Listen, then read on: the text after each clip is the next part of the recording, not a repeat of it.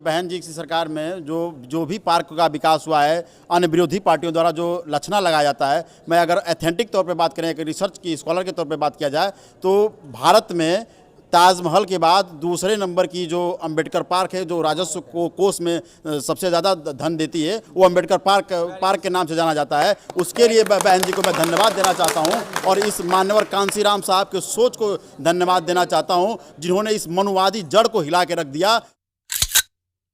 जो 1989 में सपना देखे थे कि हम सरकार में आए न आए, लेकिन अपने बहुजन समाज को इतना मजबूत कर देंगे कि आने वाली सरकार मनुवादी की जड़ को हिला के रख देगी, और बहन जी ने वो करके दिखाया। हाँ सर, आप सही कह रहे हैं, बीजेपी नंबर 1 में है, लेकिन चोरी में है, डकैती में है, बेईमानी में है और बलात्कारी में, अत्याचारों में है।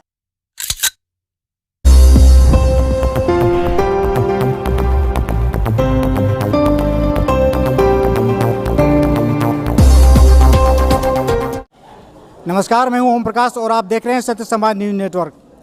आज हम आए हुए हैं दलित प्रेरणा स्थल पे, जो बहन जी ने बनवाया था, जो एक इतिहास कायम किया था। और हमारे पास यहाँ पे जो नौजवान आप देख रहे हैं, काफ़ी वेल एजुकेटेड पर्सन हैं यहाँ पे। और भाई साहब, आपका क्या नाम है? जी, मेरा नाम आलोक कुमार है, मैं बाबा साहब भीमराव अम्बेडकर से रिसर्च स्कॉलर हूँ। आप पीएचडी कर रहे हैं? जी सर, बताएँ। अच्छा। और आप? सर, मेरा नाम दिनेश कुमार है, मैं अभी बाबा साहब भीमराव अम्बेडकर यूनिवर्सिटी से अभी मैं एमए पॉलिटिकल साइंस स्टूडेंट हूँ। अभी मेरा नाम कौशल है, मैं अभी बाबा साहब भीमराव अम्बेडकर यूनिवर्सिटी से पीएचडी कर रहा हूँ। तो आप देख सकते हैं कि सारे जो लड़के हैं वो वेल एजुकेटेड दिखाई दे रहे हैं, पढ़े लिखे दिखाई दे रहे हैं, और हमें मज़ा आएगा आज इनसे खुल करके चर्चा करने में। हम यहाँ पे ये देख रहे हैं कि बहन जी ने इतना बड़ा पार्क बनवाया है, और तो इसका फ़ायदा क्या है, सबसे पहले हम इनसे जानने की कोशिश करेंगे। जी, बहुत बहुत धन्यवाद सर, आप मुझे बोलने का मौका दिए और पूछने का मौका दिए।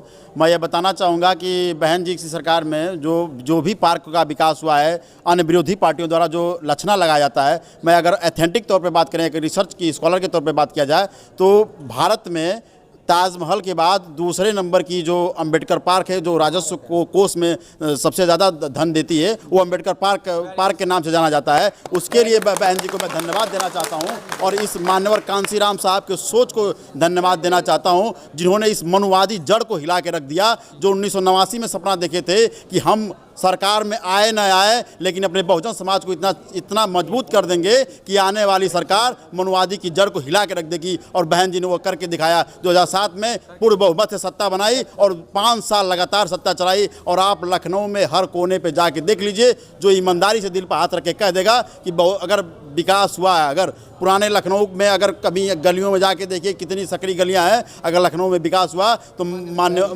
बहन जी की सरकार की देन है और मान्यवर कांसीराम साहब की देन है।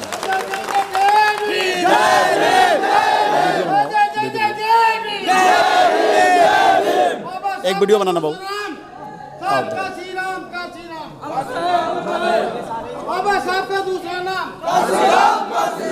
एक वीडियो बनाना। बहुजन समाज पार्टी जिंदाबाद, बहुजन समाज पार्टी जिंदाबाद। तो आप देख सकते हैं कि मतलब कितना जोशो खरोश के साथ यहाँ पे नौजवान इकट्ठा हुए हैं। अभी तो रात हो रही है और कल 9 तारीख है, जो कि मानव कांसीराम का परिनिर्वाण दिवस है, और आज से ही रेला स्टार्ट हो गया। हम ये कह सकते हैं कि बहुजनों का समुद्र है जो इकट्ठा हो रहा है, आप देख सकते हैं। तो आज और हम ये इनसे सवाल पूछना चाहते हैं कि जो बीजेपी है, ये दम भरती है अपने विकास का कि हम विकास कर रहे हैं, और दिल्ली में हम लोग देखते हैं, दिल्ली में जहाँ भी जाते हैं गलियों में होर्डिंग लगा हुआ, ये देखते हैं कि उत्तर प्रदेश देश में नंबर 1। तो आप कुछ कहना चाहेंगे क्या कि उत्तर प्रदेश देश में नंबर 1 है बीजेपी का? नहीं, ऐसा नहीं है। वो जो कुछ उनका है वो लगभग वो 0 है। ज़मीनी स्तर पे देखा जाए, गांव में हम लोग गांव से जुड़े हुए लोग हैं, तो देखते हैं गांव में एक तो उन्होंने जब से जानवरों का थोड़ा करा है, तो जानवर जिस सब छोड़ दिए हैं, तो मतलब हमारे गांव के जितने फसलें हैं सब बर्बाद हो जा रही हैं।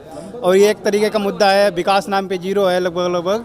और ये जिनका सब ज़मीनी स्तर पे कार्य कुछ नहीं है, सिर्फ हवाई है जो कुछ है। तो बीजेपी के नंबर 1 के बारे में बताइए। हाँ सर, आप सही कह रहे हैं, बीजेपी नंबर 1 में है, लेकिन चोरी में है, डकैती में है, बेईमानी में है और बलात्कारी में, अत्याचारों में है। आप जाके देख लीजिए, लखीमपुर की घटना उठा के देख लीजिए, हमारे 4 किसान भाइयों को रौदा गया और 4 लोगों को आज भी ट्रामा सेंटर में भर्ती है। अभी आप लखनऊ की वहाँ गोरखपुर की घटना उठा के देख लीजिए, बस जाति का अंतर था और पासी समाज का एक अपना बंदा था जो वीडियो अधिकारी पद पर था, उसको सरेआम गोली मारी जाती है। आप लखीमपुर खीरी की घटना देख लीजिए, आप हाथरस की घटना उठा के देख लीजिए। हाँ, नंबर 1 है, लेकिन चोरी में है, बलात्कारी में, व्यभिचारी में है। मैं नंबर 1 कहता हूँ इसको, लेकिन ये चोरी, व्यभिचारी, बलात्कारी में है। आप देख सकते हैं कि जो बलात्कार का ग्राफ काफ़ी बीजेपी के शासनकाल में बढ़ा है ना। चोरी का भी हुआ है, बलवा का, दबंगई का, ये सारे जो है यह ग्राफ बढ़ा है। तो ये भाई साहब कह रहे हैं कि इन्हीं सब क्षेत्रों में नंबर 1 है, बाकी विकास तो कहीं नज़र नहीं आ रहा है। सही कह रहा हूँ क्या? विकास की बात में अगर आप करेंगे तो अगर पूरे लखनऊ से लेकर पूरे आप नोएडा तक जाके देखिए, कहीं भी अगर आप जाके देखेंगे तो शिलापट जो भी अगर पुराना लगा होगा तो मान्यवर कांसीराम साहब के ज़माने की, बहन मायावती के ज़माने का लगा है। आज जितने भी काम हो रहे हैं, फीता काटने काम हो रहा है। आप पूर्वांचल एक्सप्रेसवे देख लीजिए, चाहे आप यमुना एक्सप्रेसवे देख लीजिए, सबकी सोच बहन मायावती की देन थी। यहाँ मेट्रो की सोच देख लीजिए, यहाँ लखनऊ में मेट्रो लाने का काम मायावती जी ने किया, उद्घाटन 12 में मायावती जी ने किया। उसके बाद अखिलेश और योगी जी ने उसका अपने ऊपर ले लिया कि मैंने करवाया। ऐसा कुछ नहीं था। डीपीआर उठा के आप देख लीजिए, 2010 का देख लीजिए तो 2000 सब उसमें, या बहुजनों की जो जितने प्रेरणा स्थल बने या 10-10 जिले बनाए गए, चाहे उधम सिंह नगर देख लीजिए, संत रविदास नगर देख लीजिए, या फिर अम्बेडकर नगर देख लीजिए, जितने बहुजन महापुरुषों के नाम पे बने, सावित्रीबाई फुले नगर देख लीजिए, सब बाबा साहब और मान्यवर कांसीराम के सोच के तहत बहन कुंवारी मायावती ने बनवाया है। तो हम ये कह सकते हैं कि बहन जी ने जो है ये इतिहास बनाने का काम किया है, अपने समाज को जगाने का काम किया है। इन्हीं सब बातों के साथ मैं अपनी वाणी को विराम देता हूँ। बहुत बहुत धन्यवाद। जय भीम।